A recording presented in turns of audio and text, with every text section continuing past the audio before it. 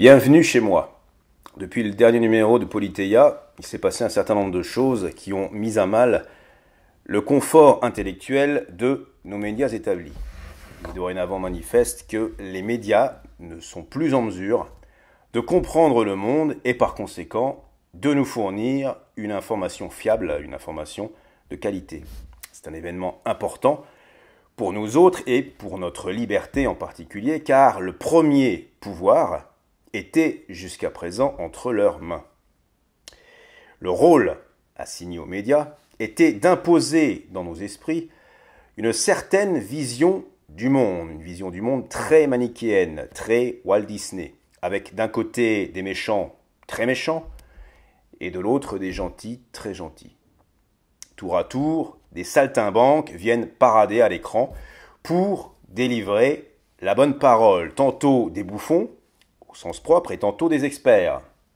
Des bouffons comme Cyril Hanouna, Laurent Ruquier, Michel Drucker, Yann Barthès, Thierry Ardisson, Jean-Marc Morandini, j'en passe. Des experts tels que Alain Minc, les plus célèbres, Jacques Attali, Christophe Barbier, Léa Salamé, Patrick Cohen, François-Olivier Gisbert, etc. Tous ces gens ne vivent pas dans le même monde que vous et moi. Ce sont des privilégiés. Non seulement parce qu'ils vivent confortablement, mais surtout parce qu'ils ont accès à la parole dans l'espace public. Être privilégié, ça n'est pas un mal en soi. Ce qui l'est, en revanche, c'est d'oublier d'où l'on parle. Ce qui l'est, c'est de tromper les gens sur ce qui est en train de se passer. Ce qui l'est, c'est de leur reprocher de ne plus jouer le jeu et de cesser de croire aux mensonges. Et si les gens sont de plus en plus dubitatifs, c'est avant tout parce qu'ils disposent d'une nouvelle arme. Et cette nouvelle arme, c'est Internet. Et contre toute attente, ce qui a été créé pour distraire encore plus les foules et qui fait massivement son œuvre dans ce sens, permet néanmoins une approche alternative des choses et surtout une émulation dans la dissidence. Il y a encore quelques années, l'oligarchie, appelons de ce nom l'ensemble des institutions chargées de nous raconter des histoires, l'oligarchie ne prêtait aucune attention à ce qui se passait sur le net.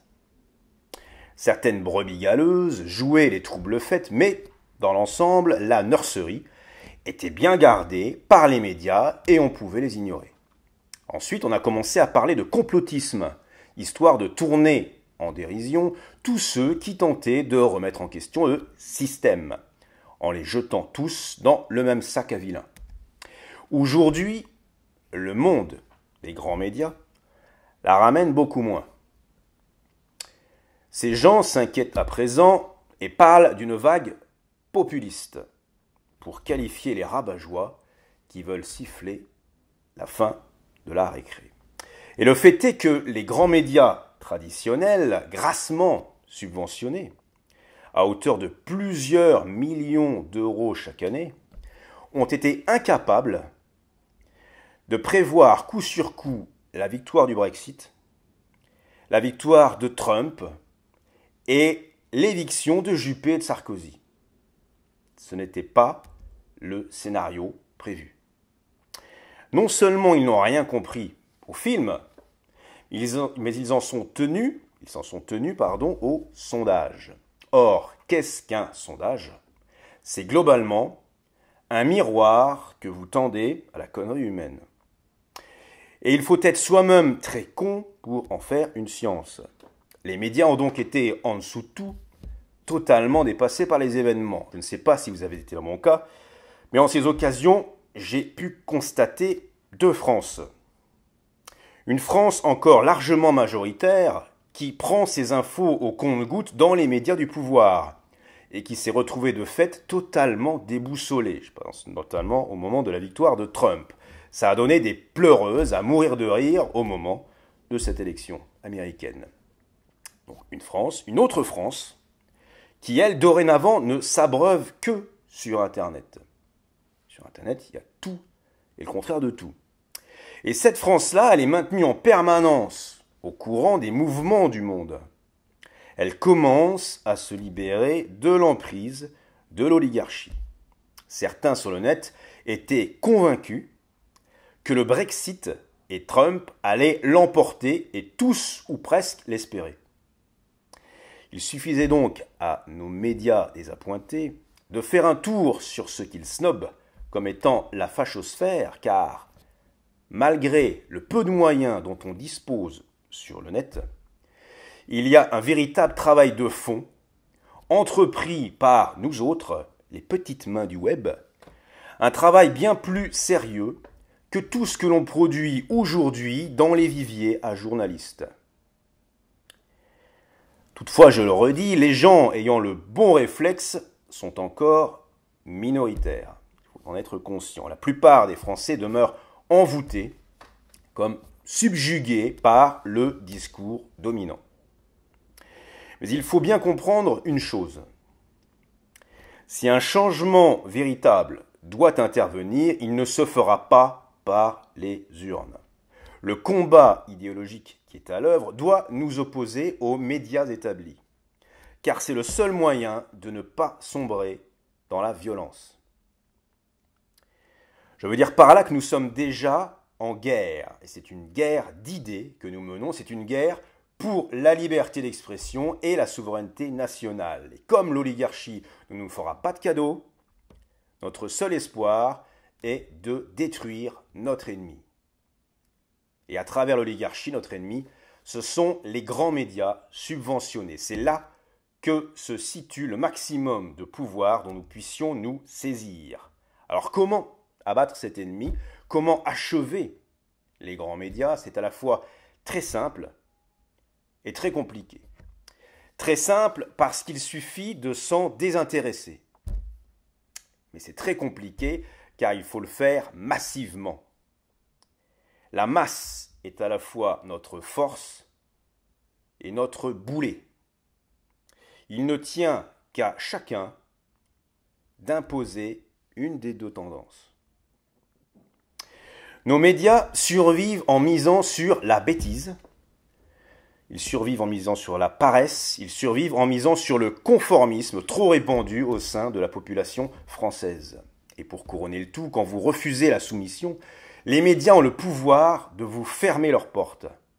Et comme je le disais plus haut, de vous infliger une mort sociale en prenant le cheptel à témoin dès que vous sortez des pensées battues. Eh bien, il faut inverser la tendance et nous devons à présent tout mettre en œuvre pour tuer les médias, pour leur infliger le pourrissement par notre désintérêt et le profond mépris qu'ils méritent. Quelques exemples. Lorsque vous voyez qu'après les claques qu'ils viennent de se prendre au sujet du Brexit et de Trump, nos médias se permettent encore d'inviter sur leur plateau des clowns pour en discuter, il n'y a plus à tergiverser. Ainsi a-t-on pu voir Daniel Cohn-Bendit la ramener dernièrement sur un plateau télé, ce monsieur qui est autant français que moi, je suis européen, et à qui nous ne devons strictement rien si ce n'est des emmerdes. Nous devons demander à ce qu'ils disparaissent de nos vues. Idem pour un type comme Alain Minc ou son copain Attali. Ces gens, depuis 30 ans, sont infoutus de prévoir les choses. Ils sont complètement dépassés et continuent malgré tout de trouver des éditeurs pour vendre leur poison moral et d'être invités un peu partout. Quand on est nul à ce point, on devrait au moins avoir la décence de se faire oublier et de disparaître. Même chose pour Franz-Olivier Gisbert, qui, lui, est français comme moi je suis américain, et vient à chaque fois nous imposer ses chroniques de chiens écrasés. 30 ans que ça dure, là aussi. Au bas mot. Et tous ces gens ont accès à tous les hebdos pour étaler leur vacuité intellectuelle. Quand vous savez qu'un Bernard-Henri Lévy tient un bloc-notes dans le magazine Le Point, quel crédit accorder à ce journal? Même chose pour le blog de Jacques Attali dans l'Express. Et puis vous avez mon préféré, Libé, avec à sa tête l'inénarrable Laurent Mouchard, alias Laurent Geoffrin. Alors avec Libé, c'est pas compliqué, hein. Faut savoir que il nous mâche la besogne parce que c'est un journal subclaquant, Libé. Hein.